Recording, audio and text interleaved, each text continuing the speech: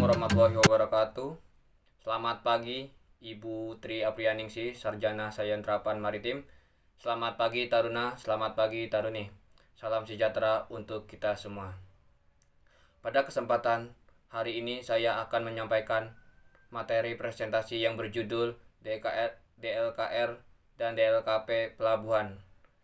Sebelum menyampaikan presentasi, izin memperkenalkan diri. Nama Niki Andriana, NIM 204009, Prodi KPNK D4. DLKR dan DLKP. DLKR Pelabuhan terdiri atas wilayah daratan dan wilayah perairan. Wilayah daratan digunakan untuk kegiatan fasilitas pokok dan fasilitas penunjang, sedangkan wilayah perairan digunakan untuk kegiatan alur pelayaran, tempat labuh, tempat alih muat antar kapal, kolam pelabuhan untuk kebutuhan sandar dan olah gerak kapal, kegiatan pemanduan, tempat perbaikan kapal, dan kegiatan lain sesuai dengan kebutuhan. DLKP Pelabuhan merupakan perairan pelabuhan di luar daerah lingkungan kerja perairan. Daerah lingkungan kepentingan pelabuhan digunakan untuk A. Alur pelayaran dari dan ke pelabuhan, B. Keperluan keadaan darurat, C. Penempatan kapal mati, D. Percobaan belayar, E. Kegiatan pemanduan kapal, F. Fasilitas pembangunan dan pemeliharaan kapal, dan G. Pengembangan pelabuhan jangka panjang. Daerah lingkungan kerja dan daerah lingkungan kepentingan pelabuhan ditetapkan oleh Menteri untuk pelabuhan utama dan pelabuhan pengumpul, sedangkan gubernur untuk pelabuhan pengumpulan regional dan bupati atau wali kota untuk pelabuhan pengumpulan lokal serta pelabuhan sungai dan danau. Menteri dalam menetapkan daerah lingkungan kerja dan daerah lingkungan kepentingan pelabuhan sebagaimana harus terlebih dahulu mendapat rekomendasi dari gubernur dan bupati atau wali kota mengenai kesesuaian dengan tata ruang wilayah provinsi dan kabupaten atau kota. Sedangkan gubernur dalam menetapkan daerah lingkungan kerja dan daerah lingkungan kepentingan pelabuhan harus terlebih dahulu dapat rekomendasi dari bupati atau wali kota mengenai kesesuaian dengan tata ruang wilayah kabupaten atau kota. Penetapan batas daerah lingkungan kerja dan daerah lingkungan kepentingan pelabuhan saling sedikit memuat. Luas lahan daratan yang digunakan sebagai daerah lingkungan kerja, sedangkan luas perairan yang digunakan sebagai daerah lingkungan kerja dan daerah lingkungan kepentingan pelabuhan. Sedangkan titik koordinat geografis sebagai batas daerah lingkungan kerja dan daerah lingkungan kepentingan pelabuhan. Daratan dan perairan yang ditetapkan sebagai daerah lingkungan kerja dan daerah lingkungan kepentingan pelabuhan dikuasai oleh negara dan diatur oleh penyelenggara pelabuhan.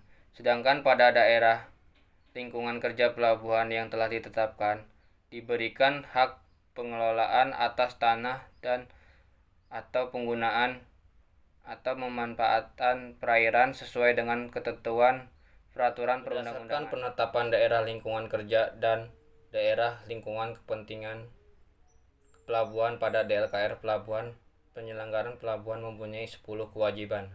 1. Memasang tanda batas sesuai dengan batas daerah lingkungan kerja daratan yang telah ditetapkan.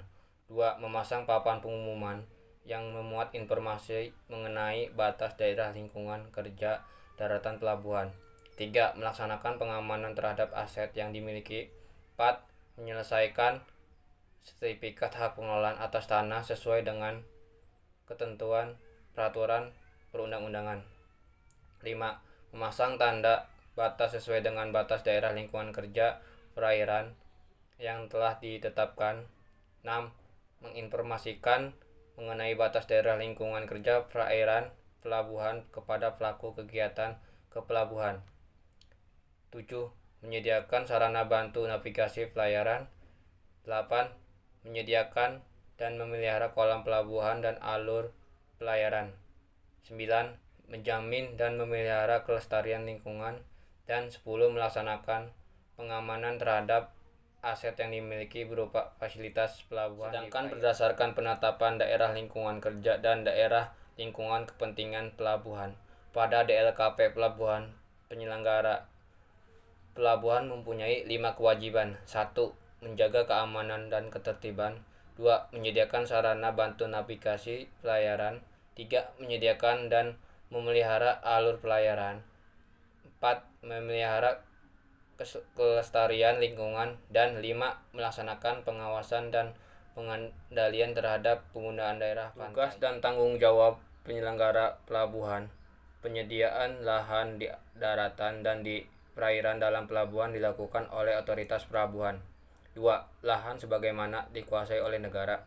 3. Lahan yang diperlukan untuk pelabuhan terdapat hak atas tanah.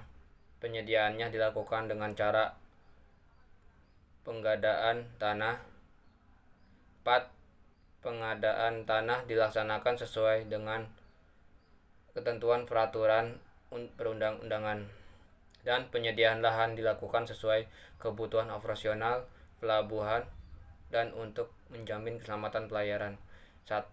Penyediaan dan pemeliharaan penahanan gelombang yang dilakukan oleh otoritas pelabuhan dan unit penyelenggara dilakukan agar arus dan ketinggian gelombang tidak mengganggu kegiatan di pelabuhan.